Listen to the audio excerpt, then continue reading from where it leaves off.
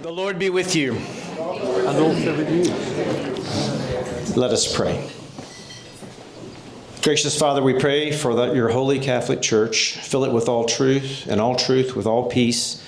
Where it is corrupt, purify it. Where it is in error, direct it. Where in anything it is amiss, reform it. Where it is right, strengthen it. Where it is in want, provide for it. Where it is divided, reunite it. For the sake of Jesus Christ, your Son, our Savior. Amen. Good morning. It's wonderful to see all of you today. I'm very pleased to be able to introduce to you the Very Reverend Dominic Barrington. Dominic serves as what's called the Dean, which is any priest who's in charge of a cathedral is referred to as the Dean. He is the Dean of York Minster, which is the cathedral in York, England. Prior to that, Dominic was the Dean of St. James Cathedral in Chicago, and he has also been the person that has worked with me on our on a pilgrimage 2 years ago to England, and on the pilgrimage that some of us will be taking this summer to Scotland. So he is our guest preacher today, and it's wonderful to have him here in the United States and with us at St. Peter's. Dominic, welcome.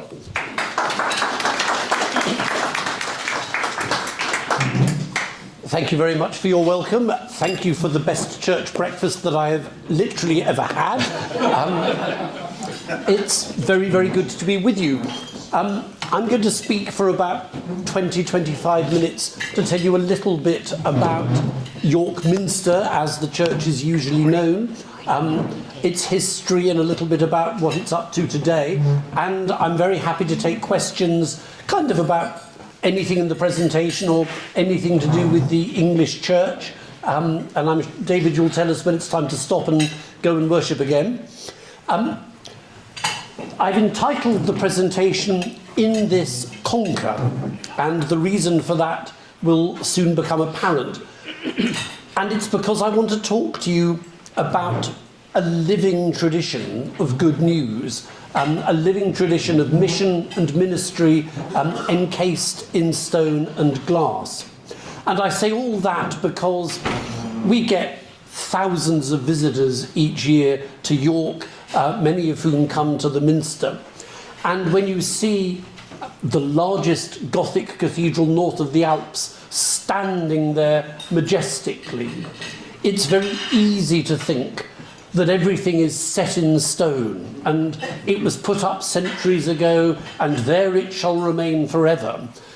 But of course, it's living and changing just in the way that St. Peter's is.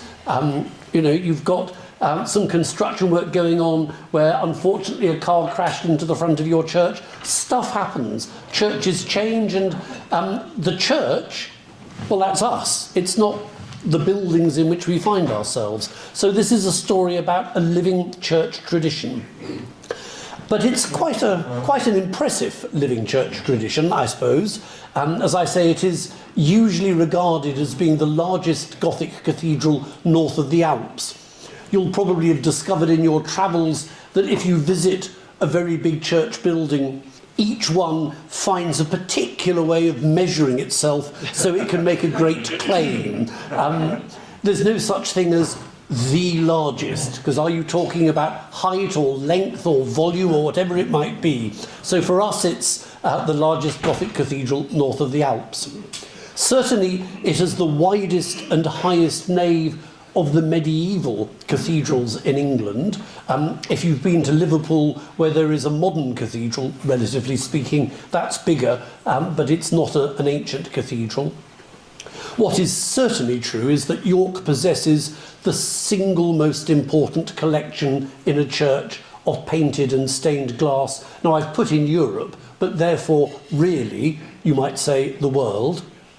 And it is, of course, the seat of an archbishopric that goes back to the 8th century. Everyone has heard of the Archbishop of Canterbury, but the English Church, since the 8th century, has had 2 archbishops. And whilst it was very lovely that you prayed for Archbishop Sarah, I hope to God that you know she has no authority over you whatsoever. We don't do a papacy, we're not Roman Catholics. And The direct authority she possesses is over the Diocese of Canterbury and over the southern province of the Church of England, and we have the Archbishop of York, who is the diocesan bishop of the Diocese of York, and what we would call the metropolitan of the northern province of the Church of England. And certainly the Minster is the most significant historic building in northern England, not just a church building. But let's go back to the beginning. And as far as York is concerned, in the beginning were the Romans. They came to the area round about 71 or 72, and they founded a garrison to keep out the people today we would call the Scots. This was a northern outpost of the Roman Empire. They saw two rivers joining each other on level ground. It seemed like a good place to put up a garrison. There was nothing there before the Romans. And rapidly, a civilian settlement begins to grow adjacent to the garrison. That's an artist's impression of how it might have looked. In the top, you can see the rectangular garrison, and across the river, you can see a substantial Roman city. Eboracum, the Latin name for York, was given the rank of a colonia, which was kind of the highest grade Roman city that you could have outside Rome itself. So by the 3rd century, it's already a very significant place. And in the early 4th century, 306, the Roman Emperor Constantius Chlorus is visiting Eboracum, and on July 25th he dies. And his son, who is also called Constantius, is acclaimed as Augustus, is acclaimed as the emperor by his army in Eboracum. Constantine the Great. He becomes the Roman emperor in York, probably very close to where York Minster is, and that's a statue of him that sits outside the south doors of the cathedral. And it is therefore from York, from Eboracum, comes arguably the most significant development, and some would say the worst development ever in Christianity. It was in March 312, you will know the story I'm sure, that Constantine has a vision of Christ's cross in the sky, and in Greek above it, en touto nika, in this conquer, in this sign conquer. And it's a very impactful moment for Constantine. A year later, in the Edict of Milan, he promotes religious tolerance. Up to this point, if you were foolish enough to worship any god other than the emperor, you did so literally imperiling your life. And you will all know of the persecutions that happened sometimes across the whole empire, sometimes in particular cities or provinces. It was very risky being a Christian. It was risky pursuing any religion other than worshipping the emperor. Constantine is the guy who changes that. And given that I come from a country where the church is established, and here's a little quiz for you. There are two countries, two sovereign states, two countries in the world where clerics ex officio, because of the fact that they are clerics, form part of the government parliamentary process. One of them is England. 26 bishops of the Church of England sit by right in our upper house, the House of Lords. Do you want to guess which one other country in the world is the country where clerics by right of office are involved in the legislature? Vatican City. Vatican City? Well, I'm talking about a real country. So it's a city-state. We'll put the Vatican City to one side, but that's a very good reply. But I'd be very happy to be a neighbour with Vatican City. The answer, particularly at the moment, the answer is a less than flattering comparison. It's Iran. There's a little shock to the system. So there are, of course, some who say that because of Constantine, the church cozied up to secular authority in a way that would make Jesus' head spin, and perhaps Constantine meant this as a positive thing, and of course in a million ways it is. Religious tolerance is obviously a very good value, but you might say it totally changed the nature of Christianity. But anyway, ploughing on, 1 year later there was a council of the church. That means a bit like General Convention today, but globally, all the bishops of the world gathered together to talk about the kind of things they still talk about at General Convention today. The council met in southwest France in the city of Arles. They kept good records, and 3 bishops came from Britain, one of whom came from Iberacum. So by 314, Christianity is alive and kicking in York. But then we hit the Dark Ages. 410, the Roman armies are recalled to try and prop up Rome itself. The empire is collapsing, and there is a decline in the Roman way of doing things. Christianity starts to fade with it, and we enter what's called the Dark Ages, so-called because it was a time of illiteracy, there are no records to call on, and Christianity diminishes until there are 2 parallel missions to re-evangelise England, or to re-evangelise Britain, I should say. St. Augustine is sent by Pope Gregory in 597 to re-establish Christianity. He comes from Rome through modern-day France, crosses the English Channel and lands in southeast England in the county of Kent. Augustine was a bit of a wimp. He was meant to go to London, which was already the preeminent settlement in Britain. But he was tired or scared or whatever, and he and his missionary monks with him, they walked for about half a day, flopped down and said, "This'll do," and they built England's first cathedral in Canterbury. That is why Canterbury is the mothership of the Anglican Communion. At pretty much the same time, and this is especially relevant to those who are travelling with Father David in August on pilgrimage, at about the same time, Irish Christians are also sending missionaries to northern Britain. We often talk about Celtic. In this context, Celtic just means Irish. Ireland not being, and never having been, part of the Roman Empire. And so they did church a bit differently. Their liturgy was a bit different. They dated Easter differently, which was quite significant. But there is both a Celtic mission coming to the north of Britain and the Roman mission to the south. Now, in York, we at this point are in the 7th century. There is a pagan king, King Edwin of Deira, modern-day northeast England. He's a pagan, but he's got it together with Princess Ethelberga, who is coming up from Kent to marry him, and she is a Christian. But there is one condition to the marriage. She's only going to marry Edwin if he becomes a Christian. Now, I think there are probably parts of this country where you might find in some Christian denominations that an approach like that still exists. We would hear this today very much through the lens of personal faith. Will you give your life to Jesus? This is, I'm sure personal faith was part of it, but this is political as much as it is personal. You know, if the king converts from paganism to Christianity, his kingdom converts. It is a different approach to governance, you might say, so it's a very big deal. And she brings with her a bishop called Paulinus, kind of like a chaplain.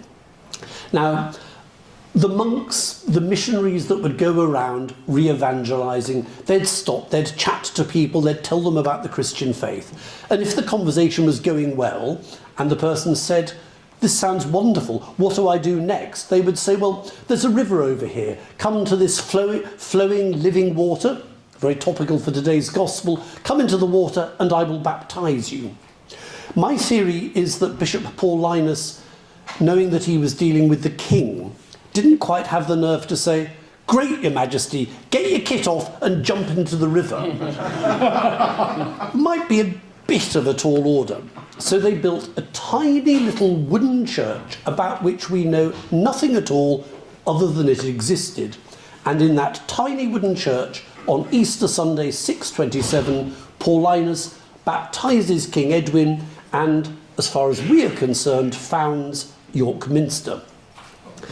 York continues to grow in significance. Christianity takes in Day Era, and almost immediately, as a result, a stone cathedral is built to replace the wooden church. And again, we know nothing about that stone cathedral at all, other than the fact it existed.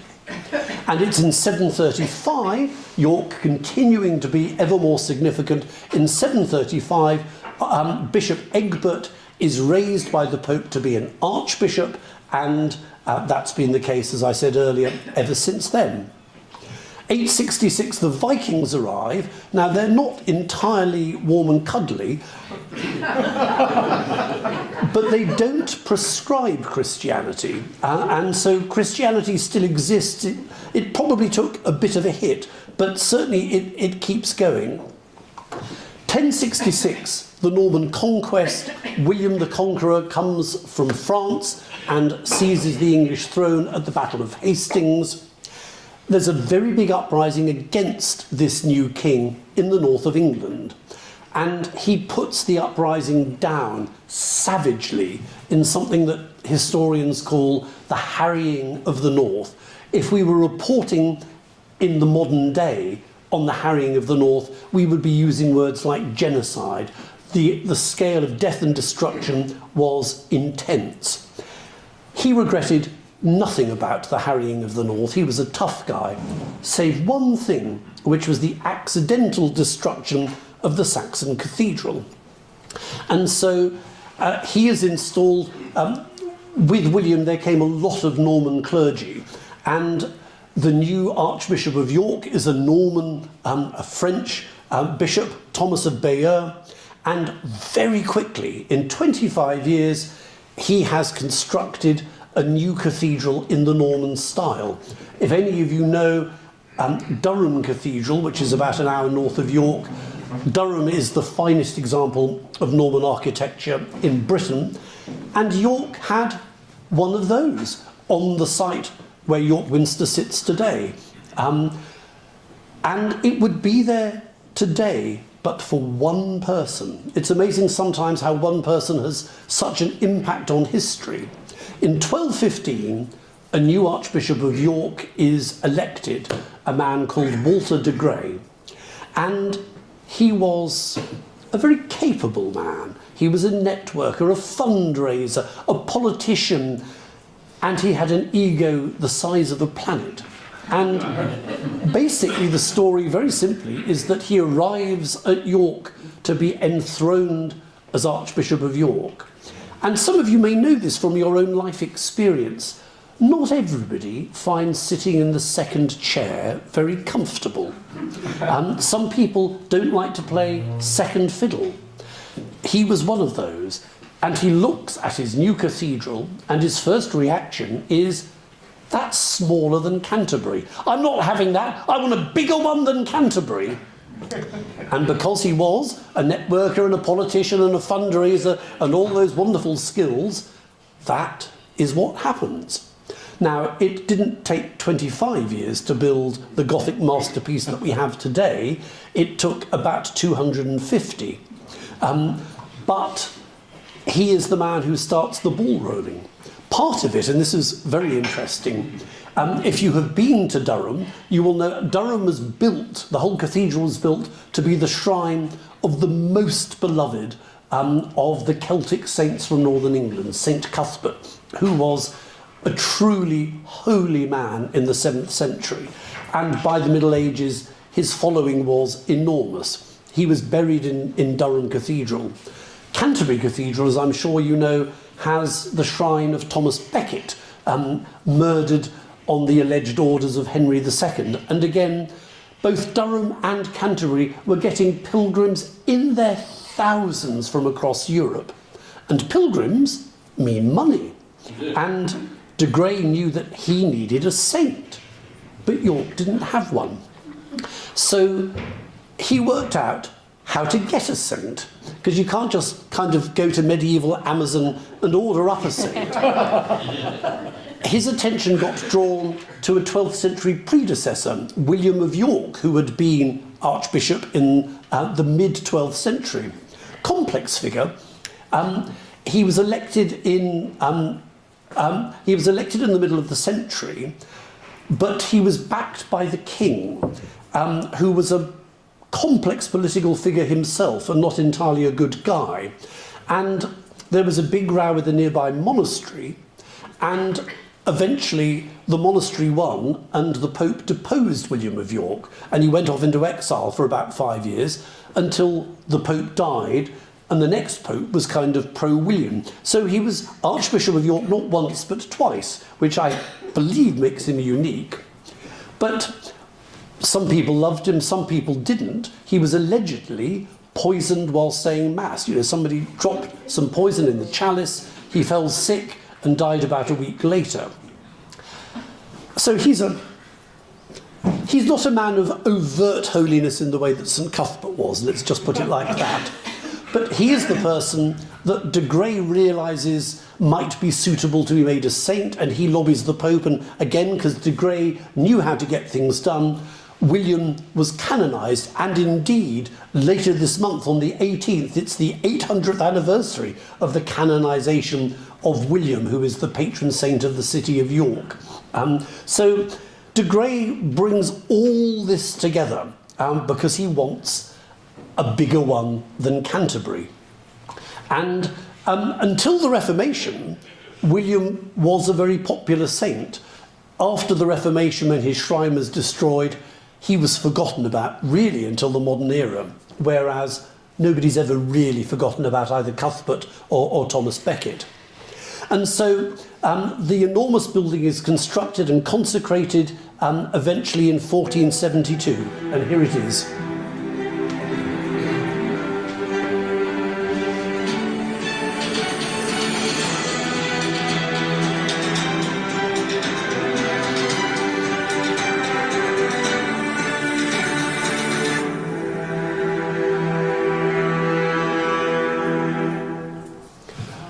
But of course, as I said, things don't stand still, even if they're made of lots of stone.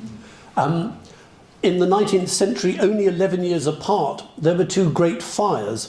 In 1829, the eastern half of the cathedral, the choir and the Lady Chapel, suffered a devastating fire, actually an arson attack. And in 1840, the western end of the cathedral suffered a fire, this time just by accident. A candle was left burning one night. And look what happened. And wonderfully, not everything gets replaced just the same way that it was, because our churches change and live and breathe with us. Now, down, I said we've got the highest medieval nave in the country, and right down the centre of it, we have a lovely collection of roof bosses. A roof boss is a carved and painted picture on a religious theme. And the bosses that go right down the centre of the roof, 100 foot up in the air, tell the story of the life of Jesus, a lovely, sensible theme to have in a church. And the second one used to be a beautiful portrayal of Mary feeding the baby Jesus. But these were the Victorians, the Restoration in the 1840s. We were in the first part of Victoria's long reign. And if we know anything about the Victorians at all, we know that they were very prudish. And the idea that even 100 foot up, so you cannot see the detail with the naked eye, but even at that scale, to put in an illustration that had a tiny bit of exposed female breast was anathema. So we have a roof boss of Mary giving the baby Jesus a bottle.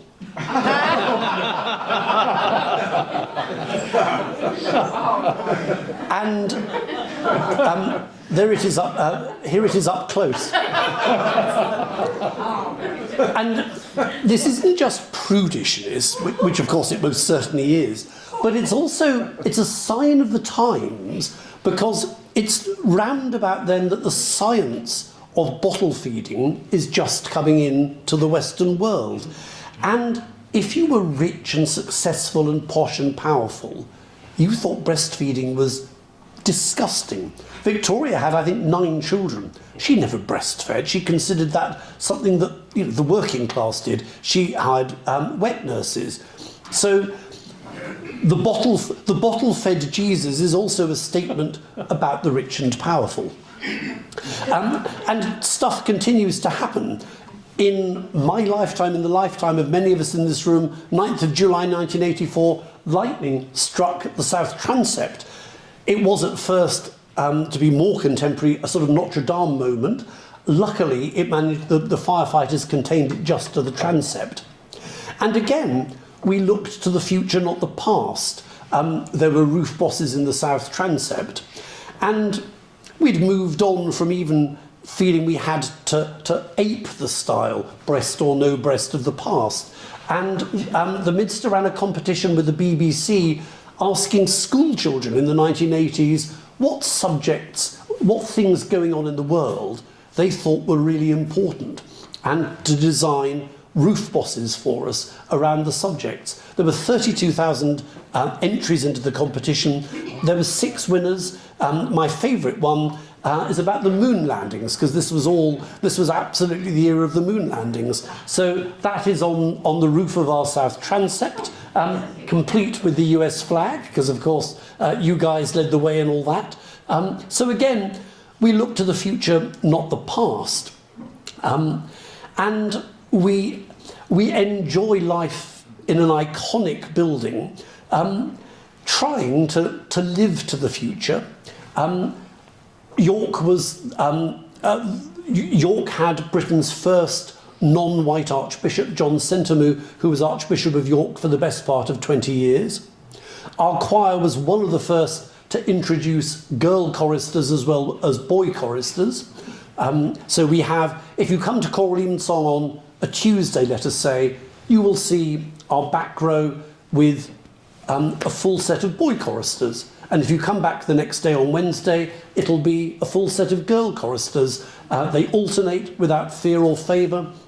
Broadly, they are as good as each other. And we were one of the first to be doing that.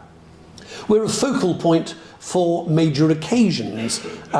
That's the consecration. Now, we were very slow in this, and this is not something I can brag about in the United States in the Episcopal Church, but that was the consecration of our first female bishop, which was just over 10 years ago, and that happened in the Minster. We are a favourite of the King, and you can see King Charles there on an occasion we call the Royal Maundy, a special service when the sovereign, in place of washing feet, gives specially minted money to a collection of deserving elderly people. King Charles chose York Minster to be the venue for his first Royal Maundy. That was quite a day for us. We are a place of great music making. Our choir is certainly one of the best in the country, and we have an absolutely breathtaking organ.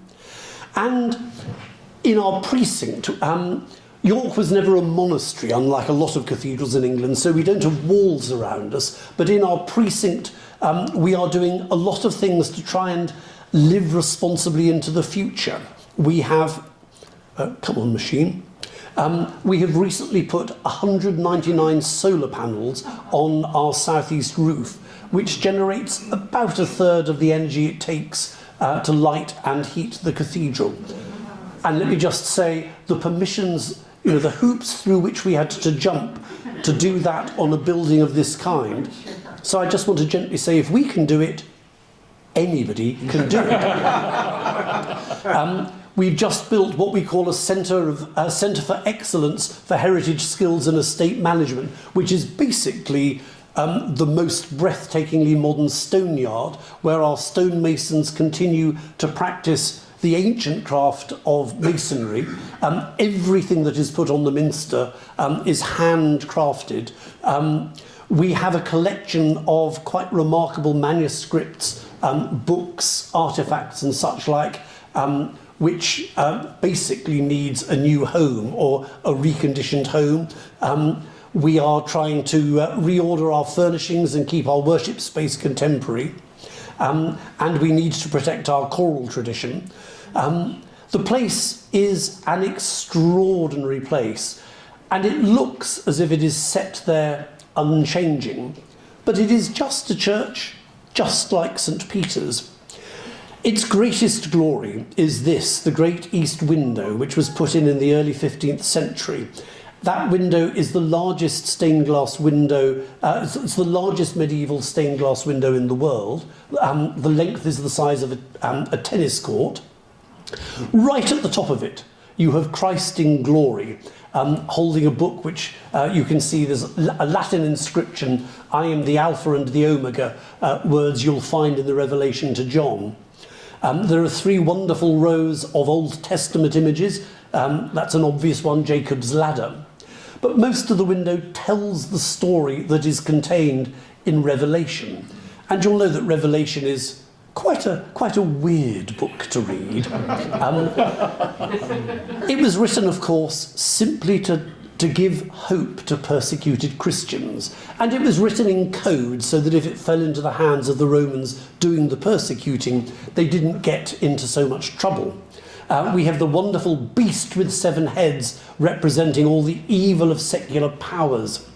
And of course, Revelation tells us that even if our life is nothing but turbulent and there's lots of bad stuff, ultimately it says you can't keep a good God down. So Satan gets chained in a bottomless pit and the key is thrown away because actually we conquer. What you can see there shows in red the garrison pointing sort of in the wrong direction, and then in the blue the Norman church, and then in the grey you've got the Gothic masterpiece that stands today with that east window at the end of it, telling everyone that comes you can't keep a good God down, and ultimately good news will out. So that's the story of York Minster. We need our friends. We have a 501c3, and I would be very happy to talk to any of you who would like to be an American friend of York Minster. And on that, I will stop talking and happily answer any questions.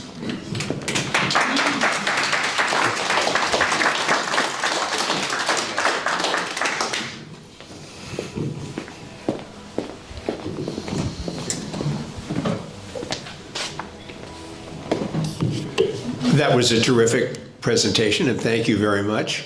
That last slide you showed that had the Norman church in blue, was that the stone church you mentioned at the beginning? No, the stone church gets destroyed in the uprising against William the Conqueror. This is the Norman church that replaced it, that was built between 1075 and 1100. Okay, thank you very much. We don't know anything about the Saxon church at all.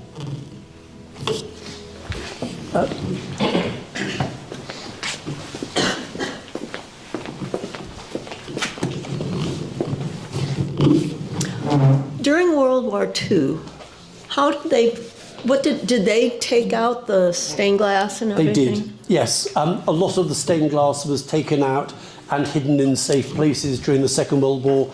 York was pretty lucky, mainly because York, in ecclesiastical terms, York is a major city, but York is not a major city in industrial or commercial or financial terms. And so we didn't have a lot of targets that attracted the Luftwaffe.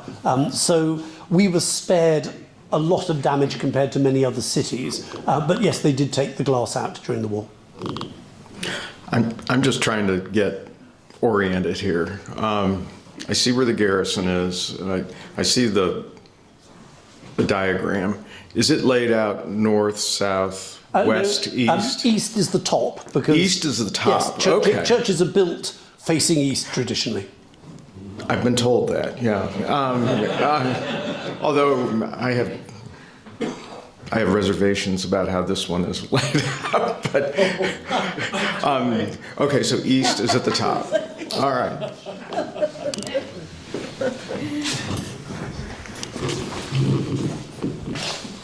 Okay. Thank you. feel like Adriana Grande. I should start singing. I have a question. What is the difference between the word minster and minister? Well, a very good question. I did say at the start, I think I said that Minster is effectively a nickname. The legal name of the church is the Cathedral and Metropolitical Church of St. Peter in York. And on formal occasions, we use that very cumbersome name. Metropolitical, because we're the seat of an archbishop. Minster is a word that can mean all sorts of things, and sort of, therefore, almost means nothing. There are two other minsters in the Diocese of York, one in the city of Hull, one in a town called Beverley. So Minster does not equal cathedral. It's a word, in terms of derivation, it comes from the same root as the word monastery. But as I also mentioned, unlike many of England's cathedrals, York was never a monastic foundation. So that isn't helpful. It tends to mean a church where clergy gather or used to gather collegially, in a college you might say, to pray together and lead worship. But that can be said of almost every church. It is just a nickname, and it's been around for 200 or 300 years. Everyone knows us as York Minster. But we ought to be called York Cathedral, in the same way that you have Durham Cathedral, you have Exeter Cathedral, you have Hereford Cathedral, and so on and so on and so on. But we aren't. It really annoys the Archbishop, because let me tell you, I've been the Dean of 2 cathedrals. There isn't a bishop alive today who wouldn't say something like, I wish my cathedral was better connected to the life of the whole diocese. And of course in York, it doesn't even say cathedral in the name. So Minster is just a nickname, and it's a floppy, rather loose word, really.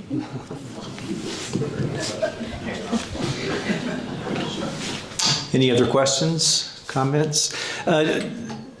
Dominic, why don't you say a little bit about the other role you play as one who helps clergy like me set up pilgrimages and trips? So I've been involved with the Ministry of Pilgrimage for pretty much 30 years. I mean, almost the entire time that I've been ordained.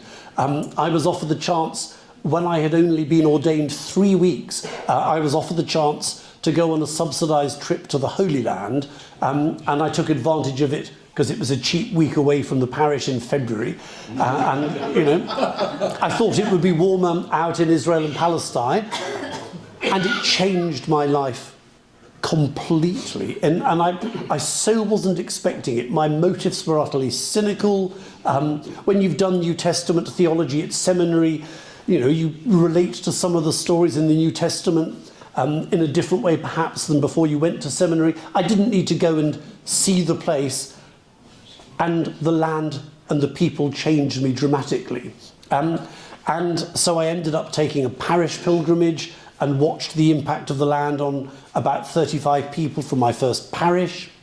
And then a friend in another parish said, oh, you've just done a Holy Land pilgrimage, could you help me put one together? And I said, yeah, sure. And sort of I've been doing that ever since. And the company that I worked with in London, at my suggestion, agreed to make a priority, indeed, made an absolute claim that it would place every pilgrim pound and dollar that it spent out in the Holy Land in the hands of the Christian communities in the Holy Land.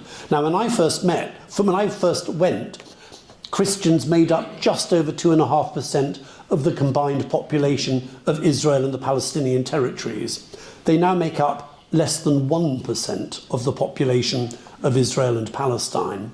And far too many Christian pilgrimages from the English-speaking world, whether Britain or the States, don't work with Christian companies. Not deliberately, they just kind of don't know about it. Many people go on pilgrimage or on visits to the Holy Land who are Christians from the US who don't know there are Christians ethnically rooted to the Holy Land. So my ministry in pilgrimage grew up around that. And when I went to Chicago in 2015, I opened a US sister company of the company based in Britain, because I wanted to take my folk from Chicago, and I thought the odd friend might occasionally want to do something like this. And Lightline, the name of the company, grew and grew and grew. And of course, because I'm English and I'm well connected in the Church of England, I'm now really very well connected, I've always also been asked if I could help organise pilgrimages to Britain, which currently is about the only thing that we're doing in that regard. Because if I said to you, sign up for the Holy Land, I think there might be a bit of nervousness in the room just now. But let me just say that when this terrible violence is over, and I think it can only last a month or two, I mean, the weight of the US military and the Israeli military is going to achieve whatever the hell it is it wants to achieve pretty effectively. And the threat from Iran is clearly going to be neutralised before much longer. When that is done, I think we will see as much calm and peace as the region is going to see for a good long time to come.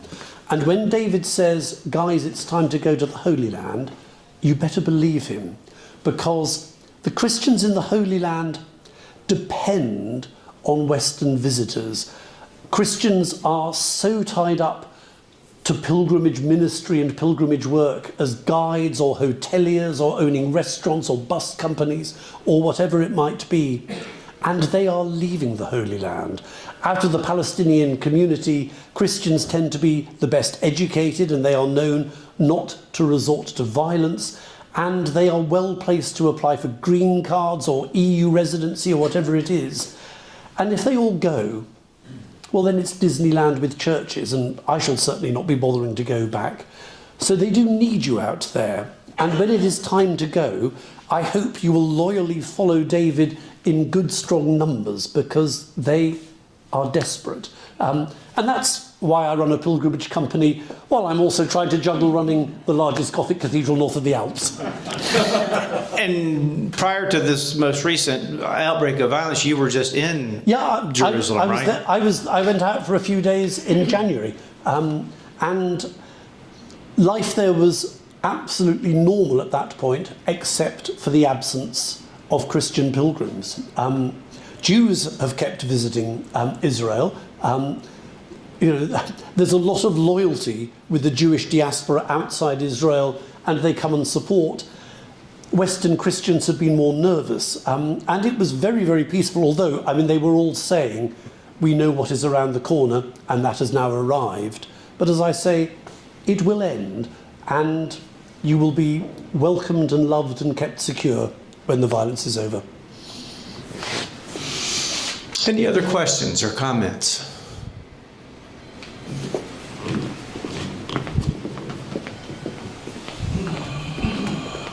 So, England has a lot of unusual buildings in churches. What are the old? There's some really old ones there that are from the Roman times, aren't there? St. James of the, I think it's called St. James of the Ocean, or have you ever been to any of these? The oldest church buildings in England are Saxon buildings. I don't think there's anything older than that. People who came on the last pilgrimage from here, and again, I think on this pilgrimage, visited very close to Durham. There is a Saxon church from the 8th century. I mean, it would fit into this. It would fit into this space. It's tiny, but still standing from Saxon times. They are the oldest church buildings, and I'm no authority on architecture other than that. Thank you, Dominic. It's been great to be with you, and thank you all for being part of this.